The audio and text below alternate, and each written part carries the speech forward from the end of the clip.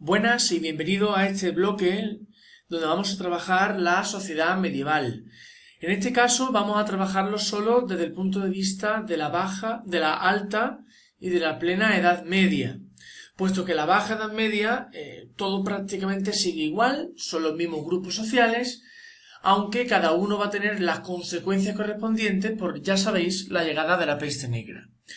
Lo primero que tenemos que tener claro es que la sociedad feudal es una sociedad que va a estar organizada por estamento, es decir, por bloques estáticos, bloques en los que cada uno va a pertenecer a este bloque, o a este, o a este, o a este, o a este de aquí arriba, por nacimiento. Si alguien nace en este bloque, sus hijos y los hijos de sus hijos, y así, etcétera, etcétera, siempre permanecerán en esta parte del bloque. Con lo cual hablamos de una sociedad que es cerrada, porque no permite el ascenso social, solamente como mucho la bajada social, por el no pago de los impuestos, y jerarquizada porque está establecida por un orden de importancia. Dentro de ese orden de importancia encontramos dos grandes grupos, que lo tenemos aquí con un color más oscuro y aquí con un color más claro.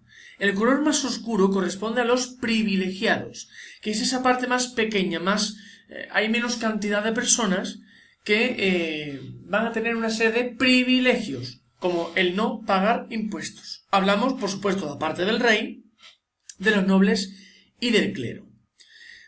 Por otro lado, la parte baja de la sociedad feudal, esta sociedad jerarquizada y cerrada, encontramos a los no privilegiados, es decir, aquellos que no tienen los privilegios medievales y que sí van a tener que pagar ciertos impuestos a los que están aquí arriba.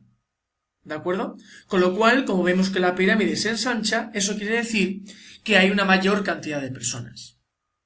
En la Alta Edad Media, vamos a hablar de la figura del rey. Cuando hablamos del rey, ya hablamos hace poco de que el rey era el llamado primus inter pares, que significa en latín el que es de alguna manera primo o primero entre los iguales. Un rey es un noble. Lo único que ocurre es que de esos nobles hay uno que destaca por encima.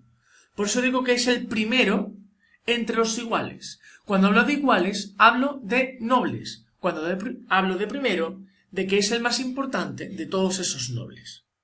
¿Vale? Es decir, el rey es, por tanto, un señor feudal más, porque es un noble más. ¿Vale? Es importante entender que su nombramiento como rey va a estar dado por la gracia de Dios. Es decir, va a estar dado por la unción de Dios. Es decir, va a tener ese carácter sagrado para contar de alguna manera con el apoyo de la Iglesia. Y está claro de que, aun siendo el rey, vamos a ver que va a tener escasos poderes realmente. Va a ser el jefe de un ejército y va a realizar esas campañas militares. Va a participar de alguna manera también en diversas batallas con sus nobles y con la Iglesia, como colaboradores. Y obviamente es la persona la persona que tiene la máxima autoridad en cuanto al juicio, es decir, alguien se salta las normas y las leyes, impuestas también por el rey, pues él es el que se encarga de juzgarlas. Lo importante de la Edad Media es que el rey todavía no tiene una residencia fija, ¿vale? Es decir, recordemos que estos reyes medievales proceden de los pueblos germánicos. Y hablamos de los pueblos germánicos, de que estos pueblos no tenían una sede fija, que eran itinerantes, se movían y se trasladaban continuamente de un lugar a otro, especialmente sus castillos, acompañado de todo aquello que le rodeaba, su familia, sus nobles, sus eclesiásticos, es decir, todas aquellas personas de confianza. A todas esas personas de confianza la vamos a llamar la cura regia o el consejo real. En un escalón inferior encontramos a la nobleza, los llamados los velatores. La nobleza se va a dedicar a dos cosas: a la guerra, como acción para conseguir más tierras, y a la caza, como momento de diversión. Dentro de la nobleza vamos a encontrar dos partes bien diferenciadas. lo que es la alta nobleza, que va a tener grandes cargos, como duques, condes y marqueses, y que van a tener un ejército propio, y que viven realmente de lo que va a ser la actividad económica del feudo, lo que hablamos la semana pasada con respecto a ese pacto de vasallaje, pero al mismo tiempo tenemos la baja nobleza, por así decirlo, el que se mancha, el que está en el campo de batalla, el caballero feudal. Y cuando hablamos de caballero feudal, nos recuerda mucho a esta imagen, ¿verdad? Su escudo, su caballo, su lanza, sus armaduras. Pues ellos van a ser capaces de tener sus propios caballos, sus propios sus propias armas, su propio escudo, su propia armadura, para competir cuando están en momentos de paz en estos torneos feudales tan curiosos, y al mismo tiempo van a formar parte del ejército cuando haya que defender el reino. En un tercer lugar, dentro de ese momento de la pirámide feudal que estamos tratando, esa parte privilegiada, encontramos al clero. Y cuando hablamos del clero, hablamos de clero secular y clero regular.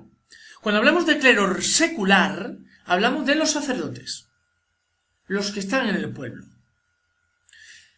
los que están en la iglesia, en la parroquia, los que dan misas, mientras el clero regular, reglas, van a ser los monjes y las monjas. Y como tienen que seguir unas reglas, es mejor que estén aislados, con lo cual tienen que estar en el campo y viviendo en monasterios, siendo dirigidos por el que manda dentro de ese monasterio, que es un abad o un prior. ¿Vale? Es importante también distinguir el alto y el bajo clero. El alto clero hablamos de obispos y abades, gente que son o pertenecen a familias nobles, pero que sus hijos los metieron por la rama eclesiástica, por la rama de la iglesia.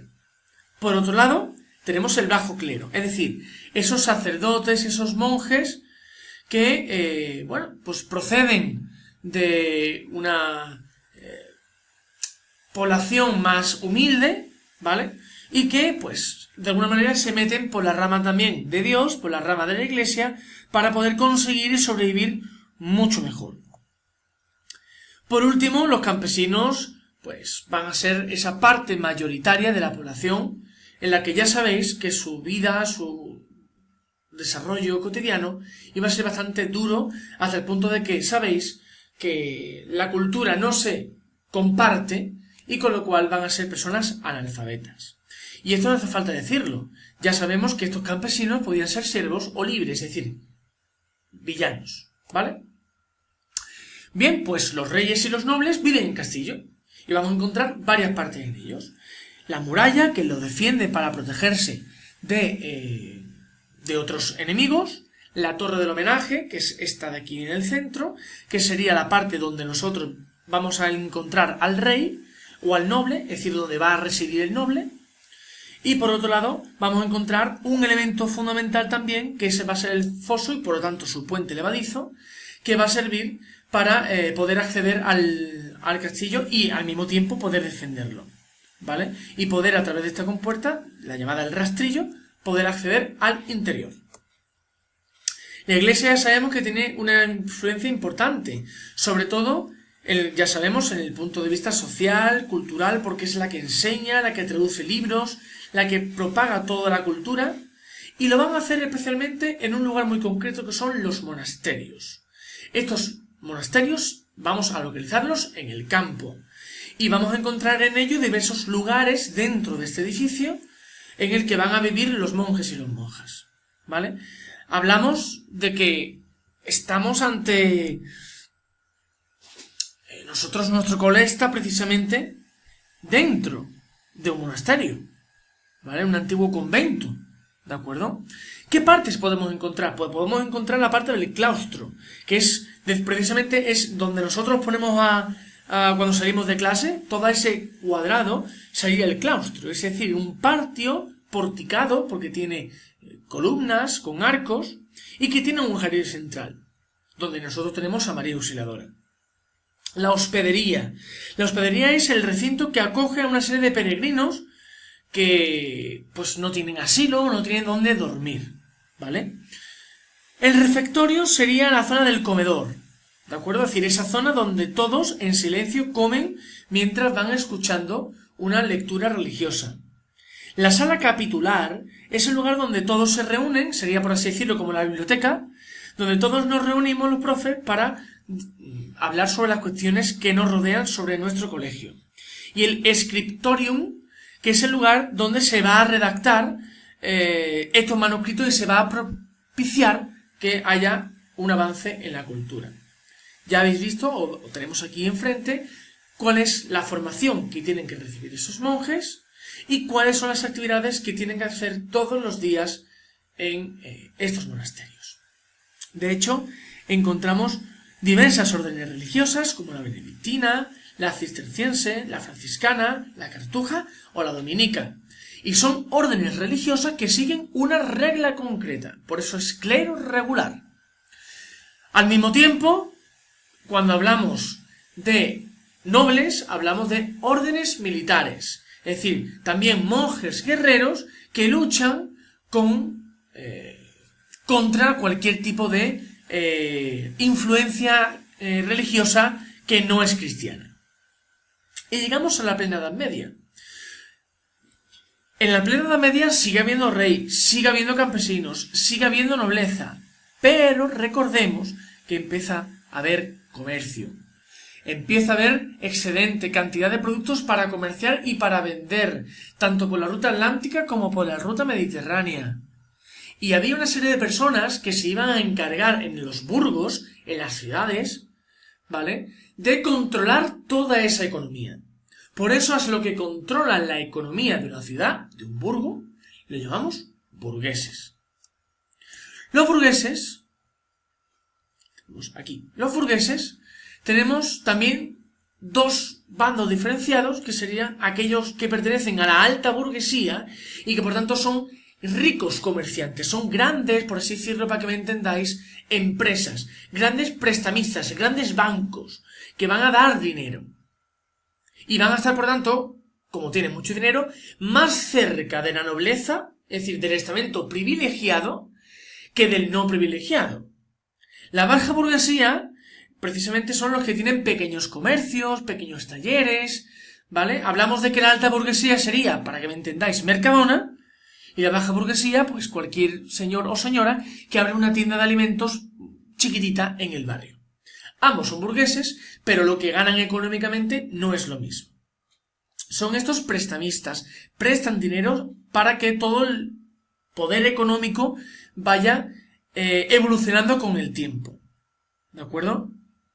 Lo importante de esta burguesía es decir, ¿dónde está?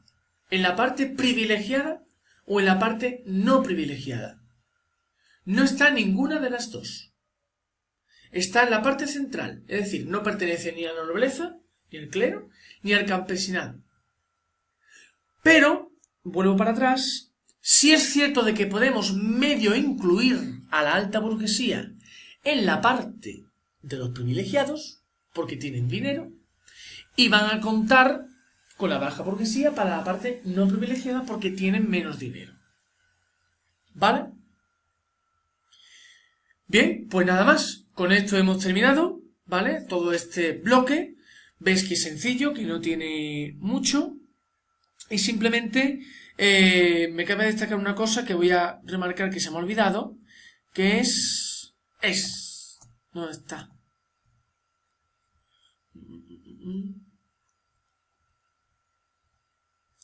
Aquí, ¿vale?